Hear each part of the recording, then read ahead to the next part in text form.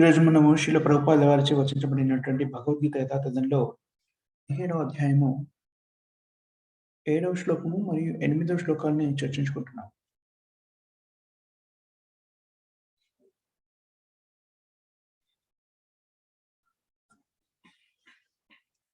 మనం ఇంతకుముందు కొన్నిసార్లు చర్చించుకున్నవి ఏమనంటే, ఆహారాన్ని స్వీకరించినప్పుడు చాలాసార్లు వ్యక్తులు అడుగుతూ ఉంటారు, శాకాహారమే ఎందుకు, నీరుల్లి వెల్లుల్లి ఎందుకు తినకూడదు? శాకాహారం అన్నాక కొంతమంది శాకాహారానికి అంగీకరించాక ఆ శాకాహారం వరకు సరే, నీరుల్లి వెల్లుల్లి మాత్రమే అవి కూడాను శాకాహారమే కదా, వాటిని తినకూడదు అని ఎందుకు చెప్తున్నారు? నీరుల్లి వెల్లుల్లి మష్రూమ్ అంటారు చూడండి, పుట్టగొడుగులు, వాటిని కూడా మనం స్వీకరించము. అవి ఎందుకు? ఇలాంటి ప్రశ్నల్ని మనము చాలాసార్లు వింటూ ఉంటాము. చాలా సమంజసమైన ప్రశ్నలే. ఎందుకనంటే భక్తి తత్వం సరిగ్గా అర్థం కానప్పుడు, శాస్త్ర విజ్ఞానం లేనప్పుడు, మన భౌతికమైన పరిజ్ఞానంలో భౌతికమైన జీవన విధానాన్ని కొనసాగిస్తున్నప్పుడు ఇలాంటి ప్రశ్నలు ఆవిర్భవించడంలో ఆశ్చర్యం ఏం లేదు. ఆ దానికి సంబంధించినటువంటి సవివరణ ఇక్కడ మనకి 8వ శ్లోకంలో భగవంతుడే స్వయంగా 28 శ్లోకాల్లో చెప్తున్నారు. మనకి గుణాల గురించి మాట్లాడుకుంటాం మనం. భౌతిక ప్రపంచం అంతా కూడాను త్రిగుణాలతో ప్రభావితం చెంది ముందుకు నడుస్తుంది అని చెప్పుకుంటాం మనం. సత్వ రజస్తమో గుణములు. ఇది సత్వగుణము, రజోగుణము, తమో గుణం అనేటువంటి వ్యక్తులకి ఆపాదించబడిన విషయం కూడా మనం చాలాసార్లు నేర్చుకుంటాము. ఏ గుణంలో వ్యక్తి స్థిరపడి ఉన్నాడు అనే దాన్ని బట్టి వాళ్ళు కొన్ని రకాలైనటువంటి కార్యక్రమాలు నిర్వర్తిస్తారు. అంటే పనులు కూడాను మనం చూసినట్టయితే రజోగుణంలో ఉన్న పనులు, తమో గుణంలో ఉన్న పనులు, సత్వగుణంలో ఉన్న పనులు అని 3 విభాగాలుగా విభజించబడ్డాయి. అది పెద్ద క్లిష్టమైన విషయం కాదు. ఒకసారి వ్యక్తులు గుణాల ప్రభావం చేత వాళ్ళు కార్యక్రమాలు నిర్వర్తిస్తారని చెప్పుకున్నప్పుడు, మనకు సత్వగుణ, రజోగుణ, తమో గుణమైనటువంటి గుణాలలో చేసే పనులను గురించి మనం పెద్దగా కష్టపడకుండానే అర్థం చేసుకోవచ్చు. సత్వగుణానికి, రజోగుణానికి, తమో గుణానికి తేడా తెలిసిందనుకోండి, వాటి నిర్వచనం మనకు అర్థమైతే, ఆ స్థితిలో ఉన్నటువంటి వ్యక్తులు చేసే పనులు ఎలాంటివో కూడా మనం సులభంగా తెలుసుకోవచ్చు. ఇక్కడ ఇంకొక విషయం చెప్తున్నారు. అలాగే ఆహారాలు కూడాను సత్వగుణంలో ఉన్న ఆహారము, రజోగుణంలో ఉన్న ఆహారము, తమో గుణంలో ఉన్న ఆహారం అని 3 విభాగాలుగా విభజించబడింది. దీన్ని బట్టి మనం అర్థం చేసుకోవాల్సింది ఏంటంటే, భౌతిక ప్రపంచంలో ఉన్నటువంటివన్నీ కూడాను త్రిగుణాలకు లోబడి పనిచేస్తూ ఉంటాయి. త్రిగుణాలతో ప్రభావితం చెందుతూ ఉంటాయి. అందుకనే రకరకాల ఆహారాలు ఉంటాయి కదా. శాకాహారము, మాంసాహారము ఇలాంటివి కాకుండా శాకాహారంలోని విభిన్న రకమైనటువంటి తత్వాలను కలిగి ఉన్నటువంటి ఆహారం గురించి ఇక్కడ మాట్లాడుతున్నాం.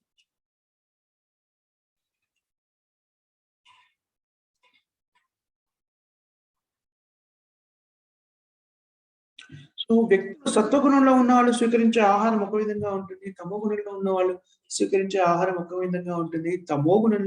రజోగుణంలో ఉన్న వాళ్ళు స్వీకరించేటువంటి ఆహారం ఒక రకంగా ఉంటుంది.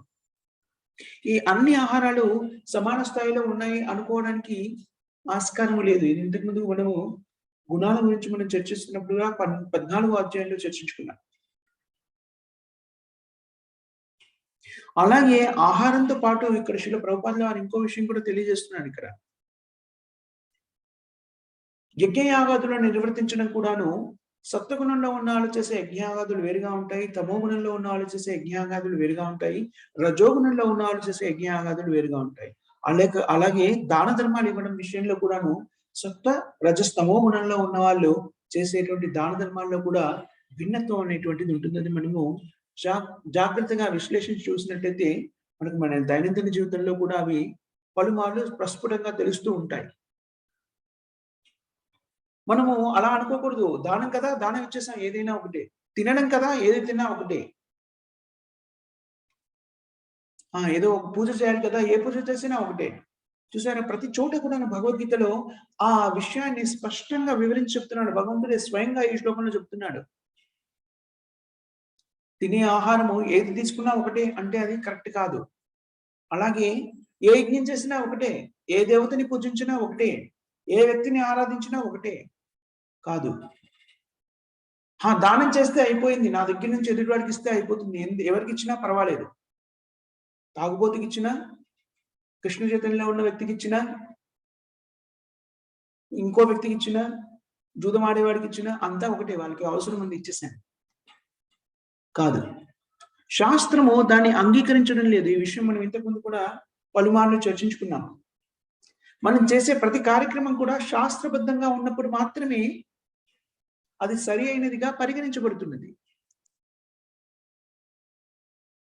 ఎందుకనంటే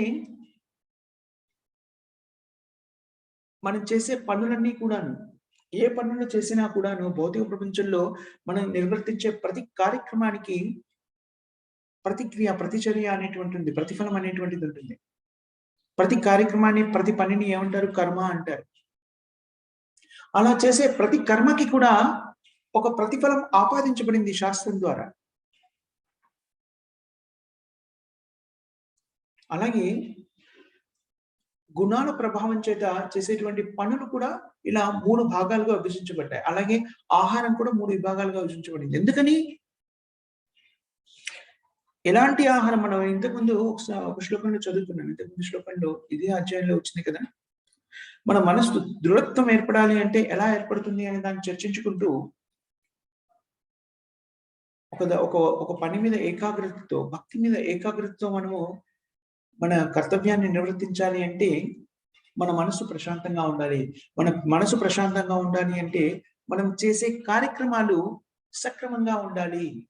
వేదశాస్త్రానుగుణంగా చేసే కార్యక్రమాలే ఉండాలి. కార్యక్రమాలు సక్రమంగా చేయాలి అంటే మన తినే ఆహారము సక్రమంగా ఉండాలి. సో, ఆహారాన్ని భుజించడము అనేటువంటిది, ఆహార సేకరణ అనేటువంటిది చాలా ముఖ్యమైన విషయము.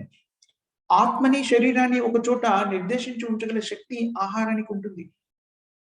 మనం ఆహారం భుజించడానికి మూల కారణం ఏమిటి? మూల కారణం ఆరోగ్యంగా ఉండడం కోసం ఆహారాన్ని భుజిస్తాం మనం. దురదృష్టకరమైన విషయం ఏమిటంటే, సమకాలీన సమాజంలో తినవలసిన ఆహారాన్ని సరిగ్గా స్వీకరించకుండా రకరకాల ఔషధులని ఆహారంలాగా స్వీకరించేస్తుంటారు.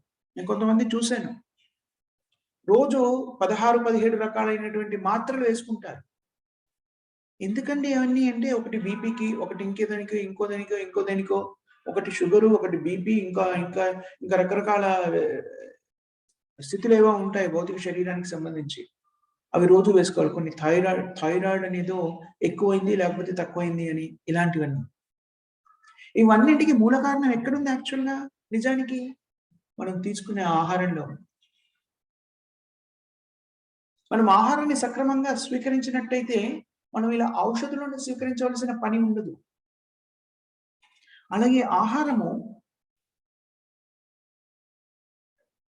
3 గుణాలుగా ఎలా విభజించారంటే, ఆహారాన్ని భుజిస్తే మనలో ఆ గుణము సత్వగుణం కానీ, రజోగుణం గానీ, తమోగుణం గానీ ప్రభావితమవుతుంది.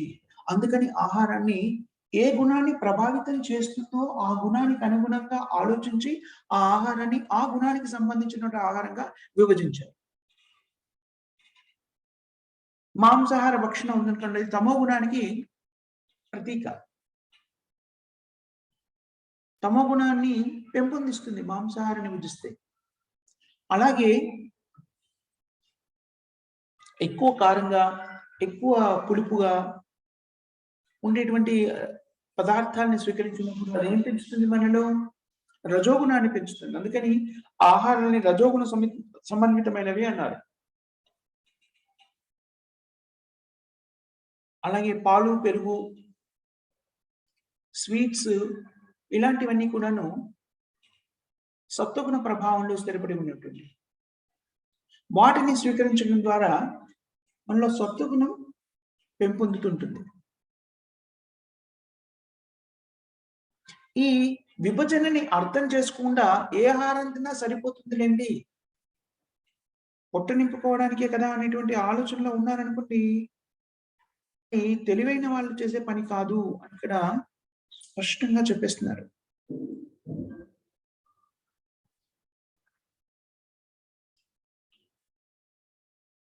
మనము ఆహారాన్ని సత్వగుణంలో ఉన్న ఆహారాన్ని స్వీకరిస్తే అది మన జీవిత కాలాన్ని పెంచుతుంది. అది మన హృదయంలో ఉన్నటువంటి కాలుష్యాలని, శరీరంలో ఉన్నటువంటి కాలుష్యాలని తొలగించి ఆరోగ్యవంతంగా, శక్తివంతంగా ఉండడానికి దోహదపడుతుంది. తద్వారా ఆనందాన్ని రకరకాల కార్యక్రమాలు మనం చేస్తున్నప్పుడు మన ఆరోగ్యము మనకి భౌతికమైన విధానాల్లో కూడా చెప్తుంటారు కదా! ఆరోగ్యమే మహాభాగ్యం.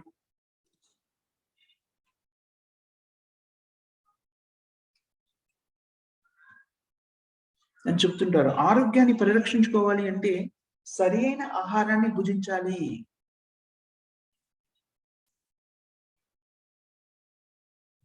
ఎప్పుడు రజోగుణంలో స్థిరపడి ఉన్నవాళ్ళు కానివ్వండి, స్థిరపడి ఉన్న వాళ్ళే తక్కువ ఆయుష్‌ని కలిగి ఉంటారు. తద్వారా మన గుండెపోట్ల గురించి వింటుంటాం కదా! అవి ఎందుకు వస్తుంటాయి? రజోగుణ సముద్భవమైనటువంటి వాళ్ళకి వస్తుంటాయి. రజోగుణము అంటే ఏదో ఒకటి చేసేయాలి, ఏదో ఒకటి చేసేయాలి. ఇది చేయాలి, అది చేయాలి, అది చేయాలి, ఇది చేయాలి అనేటువంటి ఆతృత, ఆందోళనతోని జీవిస్తూ ఉంటారు. అలాంటి వ్యక్తులు ప్రశాంత జీవితాన్ని గడపలేరు. ప్రశాంత జీవితాన్ని గడపలేని స్థితిలో మనసు ప్రశాంతంగా లేనప్పుడు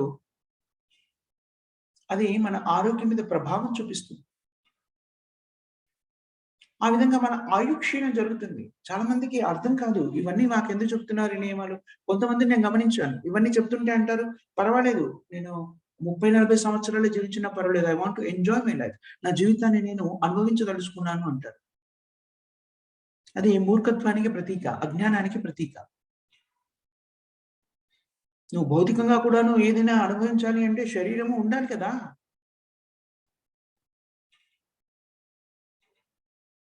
అజ్ఞానంలో కూరుకుపోయినప్పుడు ఆ విషయాన్ని గ్రహించలేని స్థితిలో ఉన్నప్పుడు వ్యక్తులు ఇలాంటి సంభాషణలను చేస్తూ ఉంటారు.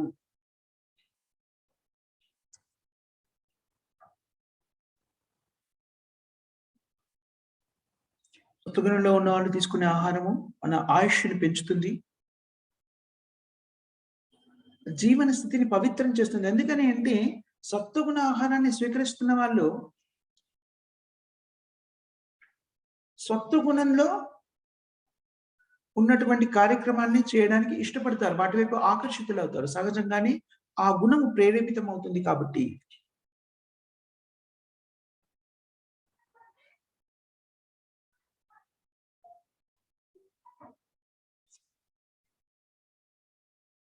సో, ఈ ఆహారాన్ని ఎలాంటి ఆహారాన్ని మనం భుజిస్తున్నాము అనేటువంటిది భక్తి మార్గంలో స్థిరపడడానికి చాలా ముఖ్యమైనటువంటి అంశం.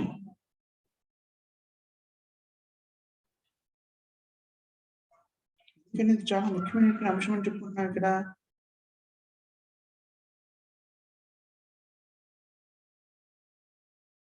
మనము భక్తి మార్గాన్ని స్వీకరించాలంటే సత్వగుణంలో స్థిరపడి ఉండాలి అని చెప్పుకున్నాం.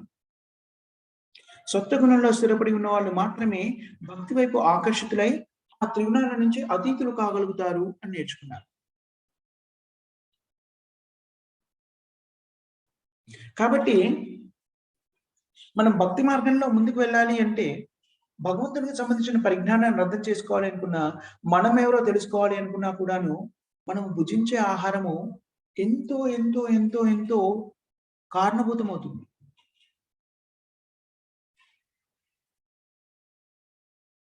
ఆధునిక వైజ్ఞాన శాస్త్రం కూడాను కొన్ని విషయాలను అంగీకరిస్తుంది. ఈ విషయంలో ఏమిటి అంటే, మనం భుజించేటువంటి ఆహారంలో నెయ్యితో తీసుకోవాలి ఆహారాన్ని వేద శాస్త్రాలు చెప్తున్నాయి.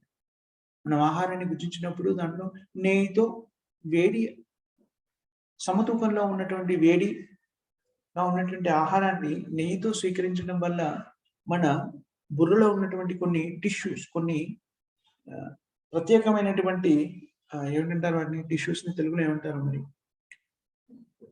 కొన్ని రకాలైనటువంటి మాంసపు వృత్తులు అభివృద్ధి చెందుతాయి. అవి అభివృద్ధి చెందడం వల్ల మనలో పరిజ్ఞానం పెరుగుతుంది. వేద శాస్త్రాలని క్లిష్టమైనటువంటి విభాగాల్ని స్పష్టంగా అర్థం చేసుకోవడానికి ఉపయుక్తంగా ఉంటుంది. మనం చాలా సార్లు చెప్పుకుంటాము. 4 నియమాలు, 4 చూసారా ఇప్పుడు ఏది భుజించాలో కూడాను ఆ 4 నియమాల్లో చెప్పారు. చూసారా? మొత్తం వేద శాస్త్రాల యొక్క సారాన్నంతా కూడాను రంగరించి ఈ విషయాన్ని మనం చాలా సార్లు చెప్పుకుంటాము. ఈ 4 నియమాలుగా మనకి అందించారు ఆచార్యుల వారు అని చెప్పుకుంటాము. చేయవలసిన 4, చేయకూడని 4 అని. ఇక్కడ భగవద్గీతలో శ్లోకం ద్వారా కూడాను శ్రీకృష్ణ పరమాత్మ స్పష్టంగా తెలియజేస్తున్నాడు. ఏ ఆహారాలు 3 త్రిగుణాలతో త్రిగుణాలలో విభజించబడ్డాయి అని. ఈ సారమంతా తీసుకొని మనం తినవలసిన ఆహారాన్ని ఏమని చెప్పారు? భగవంతునికి సమర్పించే తినమని చెప్పారు. భగవంతునికి ఏ రకమైన ఆహారాన్ని మనం సమర్పిస్తాము? సాత్విక ఆహారాన్ని భగవంతునికి సమర్పిస్తాము. శాకాహారాన్ని సమపాలలో సక్రమంగా చేసి దాన్ని సాత్వికంగా తయారు చేసి భగవంతునికి అందిస్తాం. అలా అందించడం వల్ల అది పవిత్రీకరణ కూడా చెందుతుంది. ఆ ఆహారాన్ని మనం స్వీకరించినప్పుడు శారీరక పుష్టే కాదు, ఆధ్యాత్మిక పుష్టికి కూడా దోహదం చేస్తుందది. ఆధ్యాత్మిక పుష్టి అంటే ఏమిటి? హృదయంలో ఉన్న కల్మషాన్ని, శరీరంలో ఉన్నటువంటి కల్మషాన్ని, భౌతికంగా ఏర్పడే కల్మషాలన్నిటిని తొలగిస్తుంది సాత్విక ఆహారము. అది ప్రసాదంగా స్వీకరిస్తే అది హృదయంలోని కల్మషాన్ని కూడా తొలగిస్తుంది. చూసారా? మనం తినే ఆహారానికి ఎంత ప్రాధాన్యత ఉంది.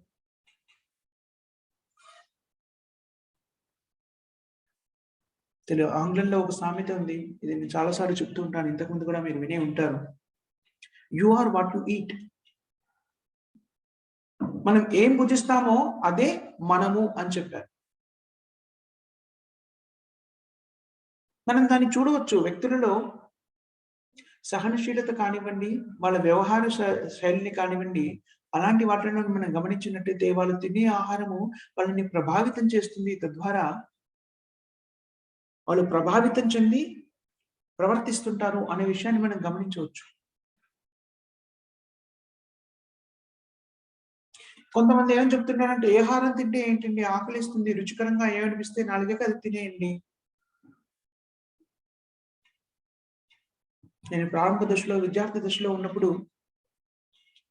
ఈ కృష్ణ చైతన్య మార్గాన్ని స్వీకరించి బంధువుల ఇంటికి కానీ ఎక్కడికైనా వెళ్ళాననుకోండి వాళ్ళందరూ కూడాను అదే చెప్పేవాళ్ళు. కొంతమంది నన్ను కూర్చోబెట్టి వయసులో నాకన్నా పెద్దవాళ్ళైన వాళ్ళు కుటుంబ సభ్యుల్లో కొందరు బంధువుల్లో కూర్చోబెట్టి ఎక్స్‌ప్లెయిన్ చేసేవారు నాకేమని, "నువ్వు ఇలాగా ఇదే తింటాను, అదే తింటాను అలాంటి నియమాలు పెట్టుకోకూడదు. ఎవరు ఏదిచ్చినా కూడాను స్వీకరించాలి. ఏది తింటే అది తినాలి. అన్నిటి రుచిని ఆస్వాదించాలి. జీవితం ఉన్నది అందుకని." ఇలాంటివన్నీ బోధించే ప్రయత్నం చేసేవారు.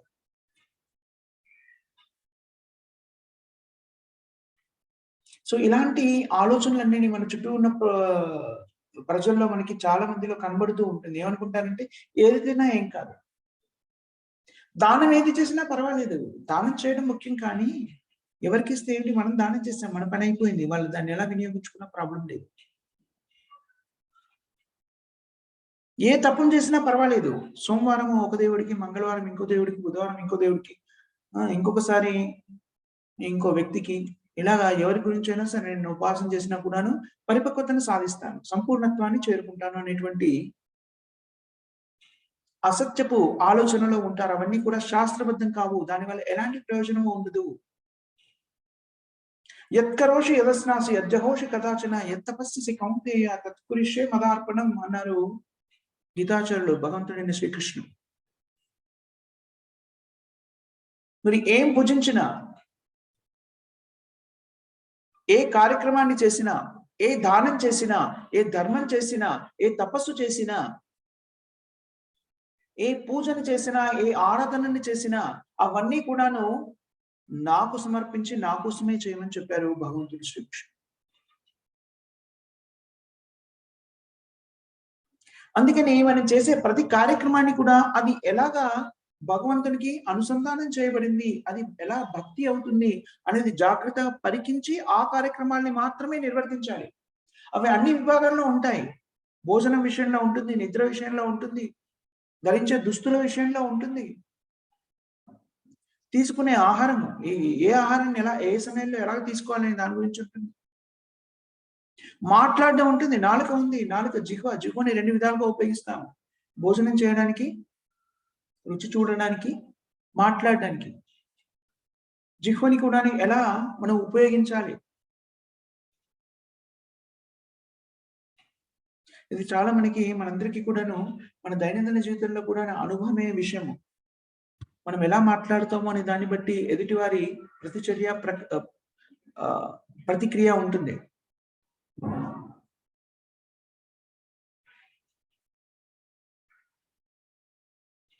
ఇది మనం మాట్లాడే పద్ధతి దేని మీద ఆధారపడి ఉంటుంది? మన చైతన్యం మీద ఆధారపడి ఉంది. మన చైతన్యం దేనితో ప్రభావితమవుతుంది? మనం తీసుకునే ఆహారం మన చైతన్యాన్ని ప్రభావితం చేస్తుంది. చూసారా? ఒకదానికొకటి, ఒకదానికొకటి, ఒకదానికొకటి ఎలా అనుసంధానం చేయబడ్డాయో.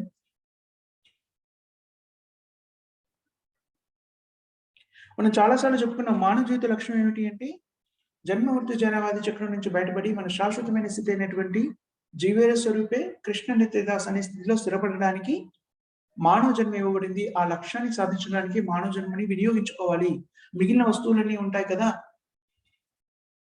బాంధవ్యాలు కానివ్వండి, ఆహ్, ఇతర ఐశ్వర్యాలు, వనరులు కానివ్వండి, అవన్నీ కూడాను ఈ మానవ జీవిత లక్ష్యాన్ని సాధించడానికి ఉపయుక్తంగా ఉపయోగించుకోవాలి. అవి మానవ జీవిత లక్ష్యానికి ఆటంకమయ్యాయనుకోండి, అవి అనవసరమైన అవరోధాలుగా పరిగణించబడతాయి.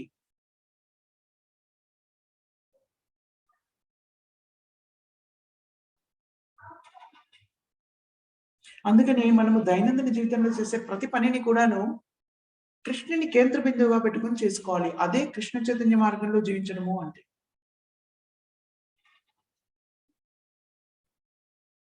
దైనందిన జీవితంలో అన్ని జీవాత్మలు మానవుడితో సహా ఇతర జీవాత్మలు కూడాను తమ జీవితాన్ని కొనసాగించాలంటే చేయవలసినటువంటి భౌతిక జీవనంలో కొనసాగాలంటే చేయవలసిన 4 కార్యక్రమాల గురించి మనం ఎప్పుడూ చర్చించుకుంటాము. ఆహార, నిద్ర, భయం, 5 గుణాలు అని. ఈ 4 కార్యక్రమాల్ని కూడాను కృష్ణ చైతన్య మార్గంలో ఎలా నిర్వర్తించగలమో, ఎలా నిర్వర్తించాలో మనకు తెలియజెప్పేవి శాస్త్రాలు, ఆచారాలు. మనకి కృష్ణ చైతన్య మార్గంలో స్థిరపడినప్పుడు ఈ 4 ప్రక్రియల్ని వదిలేయండి అని చెప్పరు. అదే వైష్ణవ సిద్ధాంతానికి, శాస్త్రీయంగా ఉన్నటువంటి శాస్త్రానికి, అశాస్త్రీయతతోని తమ ఇష్టానుసారంగా వ్యవహరించే వ్యక్తులకి ఉన్న తేడా. నిరాకారవాదులు కానివ్వండి, ఇతరాత్రా తమ మనో సంకల్పంతోని రకరకాల ధర్మాలని పాటించే వ్యక్తులు కానివ్వండి, ఏం చెప్తారు? ముందు ఈ అన్నిటికి మూల కారణం ఏమిటి అంటే, భౌతికమైన ఆకాంక్షే అన్ని దుఃఖాలకి మూల కారణము. అందుకని ఈ భౌతికమైన ఆకాంక్షలని వదిలేసేయండి. వదిలేసేయడం అంటే ఏంటి? పూర్తిగా వదిలేయమంటారు. అది సాధ్యమయ్యే విషయం కాదు. కర్మలన్నీ త్యజించి మనం ఉండలేము. భగవంతుడైన శ్రీకృష్ణుడు కూడా ఏం చెప్తున్నాడు? కర్మ సన్యాసం కన్నా కర్మానుష్ఠానమే ఉత్తమమైనది అని చెప్తున్నాడు. అదే భగవద్గీతలో మొత్తంలో కూడాను మొత్తం అంతా బోధించి అర్జునుడికి భగవంతుడు విన్నవించిన విషయం ఏమిటి? అర్జునుడు యుద్ధం చేయను అన్నాడు. కర్మ సన్యాసం చేస్తానన్నాడు. కర్మని నేను వదిలేస్తాను. వదిలేసి అడవుల్లోకెళ్ళి నేను ఏకాంతంగా జీవిస్తాను. భిక్షాటన ద్వారా నేను జీవిస్తాను. కానీ ఈ క్షత్రియ ధర్మం ఏదైతే నేను చెప్తున్నారో నేను దాన్ని చేయను. అంటే కృష్ణుడు ఏం చెప్పాడు? ధర్మానుష్ఠానం ఉత్తమమైనది అది చెయ్యమన్నాడు. కానీ ఎలా చేయాలి? అప్పటిదాకా అర్జునుడు ఏమనుకుంటున్నాడు? ఇవన్నీ కూడాను నా సంతృప్తి కోసం నేను చేస్తున్నాను. నా భౌతిక తృప్తి కోసం చేస్తున్నాను. వీళ్ళందరినీ సంహరించి నేను నా వాళ్ళు అనుకుంటున్న వీళ్ళందరినీ కూడాను సంహరించి భౌతికమైనటువంటి రాజ్యాన్ని పొందే ప్రయత్నం చేస్తున్నాను. అది నా సంతృప్తి కోసం కదా! నేను ఆ సంతృప్తిని వదులుకుంటాను. అది నాకు అక్కర్లేదు అనుకున్నాడు. దానికి కృష్ణుడు ఏమని సమాధానం చెప్పారు? నీ కోసం కాదు, ధర్మ సంస్థాపన కోసమని. నీ కర్తవ్యం ఏమిటి? క్షత్రియుడిగా ఉన్నావు కాబట్టి ధర్మాన్ని పరిరక్షించడం నీ కర్తవ్యం. ఆ కర్తవ్యాన్ని నిర్వర్తించు. అది నీ కోసం కాదు. ధర్మం కోసం. ధర్మము అంటే నేనే కాబట్టి నా కోసం నువ్వు చేయమని చెప్పాడు. ఒకవేళ నువ్వు చేయకపోయినా కూడాను ధర్మ సంస్థాపన జరిగి తీరుతుంది. అంటే వీళ్ళందరూ కూడా సంహరించబడడం అనేటువంటిది సత్యం. నువ్వు నేను చెప్పిన దాని ప్రకారంగా నడుచుకుంటూ ఈ ప్రక్రియలో పాలు పంచుకొని ఈ క్రియని చేసి దాని యొక్క కీర్తిని నువ్వు పొందు. నువ్వు చేయకపోయినా సరే వీళ్ళందరూ కూడా సంహరించబడతారు. వీళ్ళందరూ నిన్ను సంహరించను, నిన్ను వదిలేసి వెళ్ళిపోయినా కూడాను వీళ్ళందరూ సంహరించబడతారు. అది సత్యం.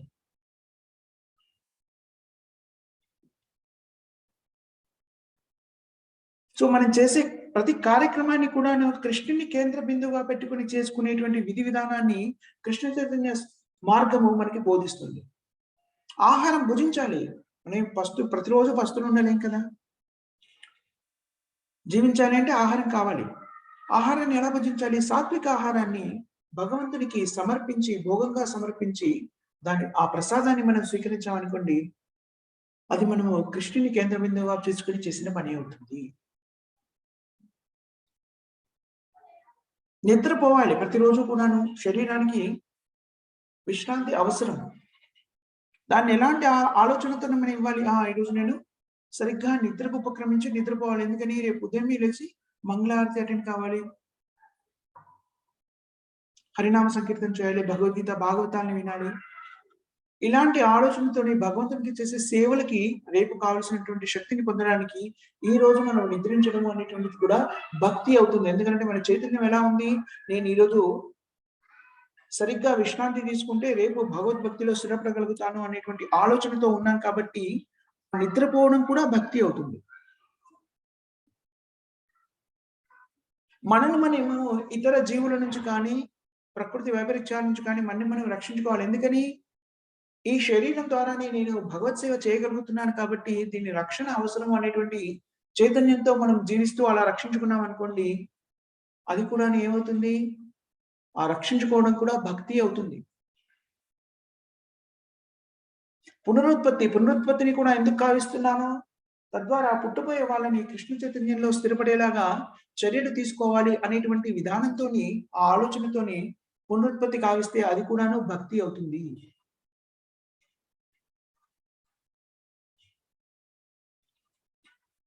సో మన దైనందిన జీవితంలో వ్యక్తులందరూ చేసేటువంటి భౌతికమైన జీవన విధానంలో భౌతిక శరీరం ద్వారా మనం చేసేటువంటి కార్యక్రమాలన్నీ కూడాను కృష్ణుని కేంద్ర బిందువుగా పెట్టుకొని చేస్తే అదంతా కూడా భక్తి అవుతుంది.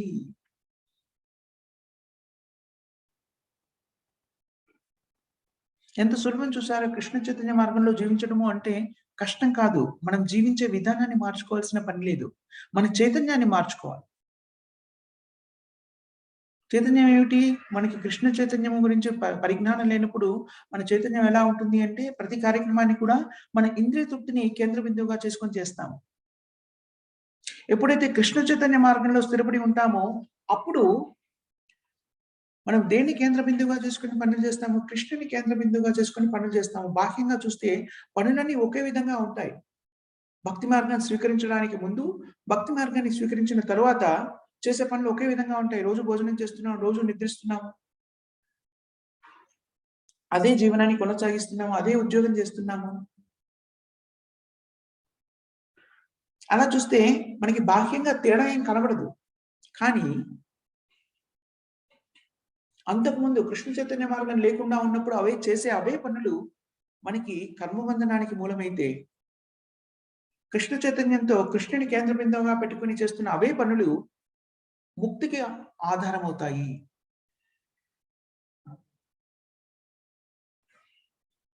అందుకని కృష్ణ చైతన్య మార్గము అనేటువంటిది ఉత్కృష్టమైనది. ఈ సమాజంలో, ఈ కలియుగంలో ముఖ్యంగా చాలా ఉన్నతమైనది. ఎందుకనంటే మన స్థితిలేమి మార్చుకోక్కర్లేదు. మన దైనందిన జీవితంలో చేసే పనులేవి మార్చుకోవట్లేదు. కొద్దిగా సవరించుకుంటే చాలు. వేటిని వదిలిపెట్టక్కర్లేదు. మన గుణగణాలు ఎలా ఉన్నాయో ఆ గుణగణాలకు అనుగుణంగానే మనం జీవించవచ్చు. కొందరికి పాడడం బాగా వచ్చు. పాడాలనే కోరిక ఉంటుంది. దాన్ని మీరు పాడకండి, పాడితే తప్పు అని చెప్పట్లేదు కృష్ణ చైతన్యము. ఆ పాడడాన్ని ఏం చేయమంటుంది? ఆ గొంతుని దేనికి వినియోగించమంటుంది? భగవంతుడికి సంబంధించినటువంటి కీర్తనని, భగవంతుడు చేసినటువంటి దివ్య లీలల్ని కీర్తించడం ద్వారా, వాటిని పాటగా పాడడం ద్వారా ఏం జరుగుతుంది? మనకు పాడాలనే కోరిక తీరిపోతుంది. ఆ పాడడం అనే ప్రక్రియ కూడాను భగవంతుని కేంద్ర బిందువుగా చేసుకొని చేయడం వల్ల అది భక్తిగా మారిపోతుంది.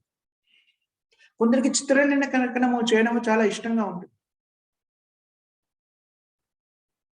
అలా చిత్రలేఖనం మీద ఆసక్తి ఉన్నవాళ్ళు భగవంతుని లీలలను చిత్రించవచ్చు. తద్వారా తమ చిత్రలేఖనం చేయాలనేటువంటి ఆకాంక్షని తీర్చుకోవచ్చు. అలాగే దాన్ని కూడాను కృష్ణుని కేంద్ర బిందువుగా చేసుకున్నారు కాబట్టి అదంతా కూడా భక్తి అవుతుంది. ఇలాగ మనం ఏ విభాగాన్ని తీసుకున్నా కొందరికి నటించడం ఇష్టంగా ఉంటుంది. కొన్ని కథలు రాయడం ఇష్టంగా ఉంటుంది. ఇవన్నింటిని కూడా కృష్ణుని కేంద్ర బిందువుగా చేసుకొని చేయవచ్చు. ఏ కార్యక్రమాన్ని కూడా వదిలిపెట్టక్కర్లేదు. అందుకని కృష్ణ చైతన్య మార్గాన్ని జీవితంలోకి అన్వయించుకోవడము చాలా సులభతరమైనటువంటి విధానము. దీనిని మనము ఇతర మార్గాలు ఏవైనా ఉన్నాయనుకోండి, ఇతర మార్గాల ద్వారా ఆధ్యాత్మిక ప్రగతిని సాధించాలి అంటే అంత సులభతరం కాదు. ఎందుకని? అది ప్రాకృతికం కాదు. ప్రాకృతికం అంటే మనం సహజంగా ఎలా జీవిస్తున్నామో అలాగే జీవించనివ్వకుండా పూర్తిగా మారిపోమని చెప్తుంది. అన్నింటిని వదిలేయమని చెప్తుంది. కలియుగంలో ఆ ప్రక్రియలో నిమగ్నం అవ్వడము సులభతరమైన విషయం కాదు. ఆ పనిని మనం చేయలేము. అందుకని కృష్ణ చైతన్య మార్గాన్ని స్వీకరిస్తే మనం చేసే దైనందిన జీవితంలో చేసే కార్యక్రమాలన్నీ కూడాను భక్తియుక్త సేవలుగా మార్పు చెందింపవచ్చు. తద్వారా మనము ఆధ్యాత్మిక ప్రగతిని సాధించగలుగుతాము.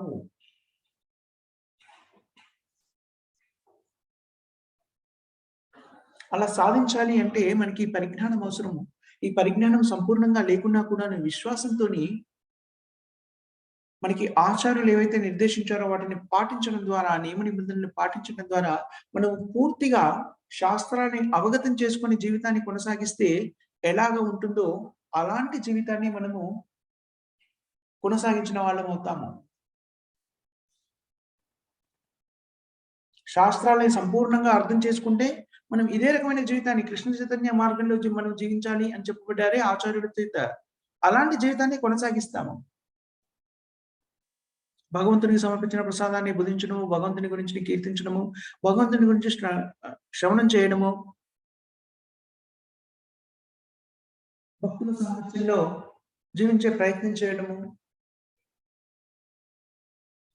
ప్రతిరోజు హరినామాన్ని జపించడము, ఇదే చేస్తాం. మొత్తం వేదాల సారమంతా కూడా అర్థమైన తర్వాత మనము ఆచార్యుల దగ్గర నుంచి స్వీకరించే నియమాలని పాటించామనుకోండి, మనము ఒకే ఒక క్షణంలో ఇప్పుడు నియమాలు పాటించడం మొదలెడితే వెంటనే మనకి శాస్త్రం అంతా అవగతమైతే మనం ఏ కార్యక్రమాలు చేస్తామో అదే కార్యక్రమంలో నిమగ్నమైపోయింది. అది కూడా చేయడానికి ఏం చేస్తున్నాము? ప్రత్యేకంగా ఏం చేయట్లేదు. మనం ఉన్న స్థితిలోనే ఉంటున్నాము. చైతన్య మహాప్రభు అదే విషయం చెప్తాడు. కృష్ణ చైతన్య మార్గాన్ని స్వీకరిస్తే వ్యక్తులు ఏమీ మార్పు చెందక్కర్లేదు. స్థానే స్థిత. మీరు ఎక్కడున్నారో అక్కడే ఉండండి. మీరు గృహస్థ అయితే గృహస్థగా, విద్యార్థి అయితే విద్యార్థిగా, ఏ స్థితిలో ఉంటే ఆ స్థితి. ఏదైనా ఒక సేవలో నిమగ్నమై ఉన్నారంటే భౌతికమైనటువంటి వ్యక్తులకి సేవలు చేస్తూ ఉన్నారు. ధనార్జన కోసమని, జీవించడం కోసమని దాన్ని అలాగే చేయండి. కానీ దాన్ని మొత్తం అంతా కూడాను కృష్ణ చైతన్యంగా మార్చండి. ఎలా మారుస్తారు? శ్రీకృష్ణుని కేంద్ర బిందువుగా చేసుకొని చేశారనుకోండి, అప్పుడు ఏమవుతుంది అంటే అన్నీ కూడా భక్తి అయిపోతాయి. అనన్యాశ్చింతయంతో మా యజనా పరిపాసతే తేషాం నిత్యాభియుక్తానాం యోగక్షేమం మమామ్యహం అన్నారు. అనన్యాశ్చింతయంతో మన ఇంకో ఆలోచన లేకుండా ప్రతి క్షణం కూడా భగవంతుని సేవలో ఎలా ఉండాలి? అలా ఉంటే ఎలా కుదురుతుందండి? మాకు పిల్లలున్నారు, వాళ్ళని పోషించాలి, పనులున్నాయి, మేము చెయ్యాలి. అవును చెయ్యాలి. మన చైతన్యం మారిపోయిందనుకోండి, ఈ పిల్లలందరూ కూడా ఎవరు? భగవంతుని యొక్క సంతానము. భగవంతుడే స్వయంగా చెప్తున్నాడు కదా! మహిమేవాంశ జీవలోకే జీవభూత సనాతన అన్నారు కాబట్టి, మనకి పిల్లలుగా ఇచ్చిన వాళ్ళు కూడాను భగవంతుని యొక్క సంతానమే. మనకొక బాధ్యతని భగవంతుడు అప్పగించాడు. ఈ పిల్లలు మీ పిల్లలుగా ఎవరైతే కనిపిస్తున్నారో వాళ్ళు కూడా నా పిల్లలే. కాకపోతే మీ సంరక్షణలో నేనిప్పుడు పెట్టాను జాగ్రత్తగా చూడండి. అందుకని వాళ్ళకి కావాల్సినటువంటి సౌకర్యాలన్నీ కల్పిస్తూ కృష్ణ భక్తిని కూడా వాళ్ళకిచ్చామనుకోండి, ఆ చేస్తున్న సౌకర్యాలు ఏవైతే ఉన్నాయో, ఆ సేవలు ఏవైతే ఉన్నాయో అదంతా కూడా భక్తి అయిపోతుంది. భార్యకి భర్త, భర్తకి భార్య కూడా ఎన్నో రకాల సేవలు చేయవలసినటువంటి అగత్యం ఏర్పడుతుంది. కుటుంబంలో వ్యక్తులు ఒకరికొకరు సహకరించుకుంటారు. అందరూ కలిసి జీవనం సాగించాలి అంటే.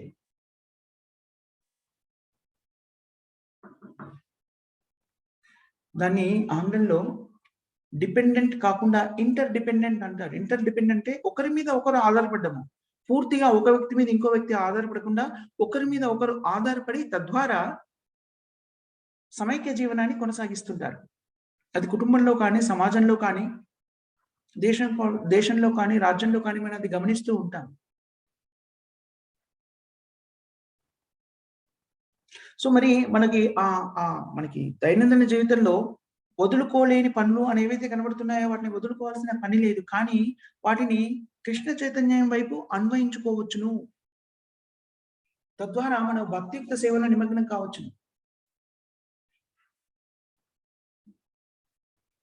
అయితే భక్తియుక్త సేవలో నిమగ్నం కావడానికి ప్రాథమికమైనటువంటి కొన్ని సూత్రాలున్నాయి. అవి పాటించకుండా నేను భక్తియుక్త సేవలో ఉన్నాను. ప్రతి క్షణము భగవంతుని గురించి ఆలోచిస్తున్నాను అని అనే స్థితికి అప్పుడే రాకూడదు. ఎందుకంటే మనము సాధన భక్తులం. సాధన భక్తులం అంటే ప్రయత్నంగా సాధన చేయడం ద్వారా భక్తి మార్గంలో స్థిరపడే ప్రయత్నం చేస్తున్నాం కాబట్టి, మనము ఆచార్యులు నిర్దేశించినటువంటి సూచనలన్నింటిని జీవితంలోకి అన్వయించుకొని వాటిని పాటించాలి. మనకు ఒక్కొక్కసారి అనిపిస్తుంది.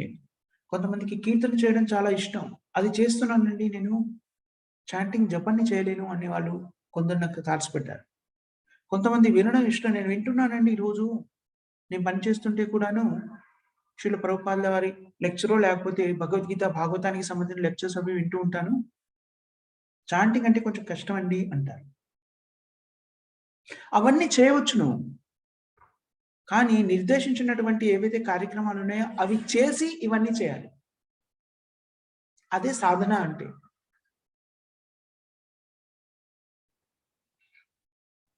అలాంటి స్థితికి మనకి రావాలి అంటే మనం తీసుకునే ఆహారము ఏమిటి అనేది చాలా ముఖ్యమైనటువంటిది. అందుకని కృష్ణ చైతన్యంలోకి రాగానే ముందు చెప్పేది ఏమిటని?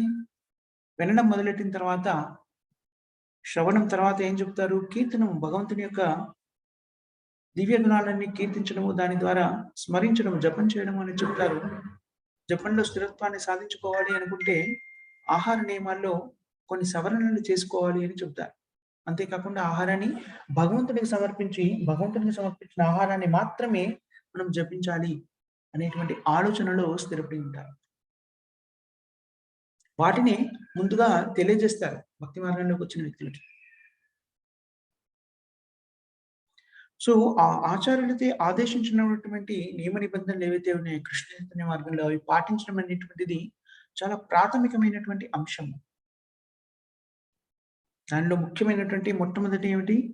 16 మాలల జపాన్ని చేయడము. హరే కృష్ణ, హరే కృష్ణ, కృష్ణ కృష్ణ హరే హరే, హరే రామ, రామ రామ హరే హరే.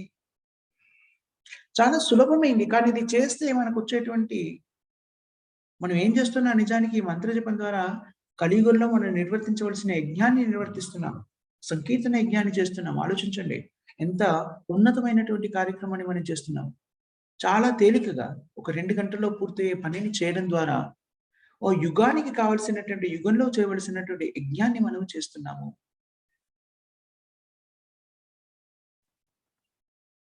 అది మనకు ఉపయుక్తమే కావడమే కాదు, మొత్తం జగత్తునంతా కూడా పవిత్రం చేస్తుంది. జగత్తు మొత్తానికి కూడా ఉపయుక్తమవుతుంది. అంతకన్నా పెద్ద సేవ ఏం చేయగలం మనం?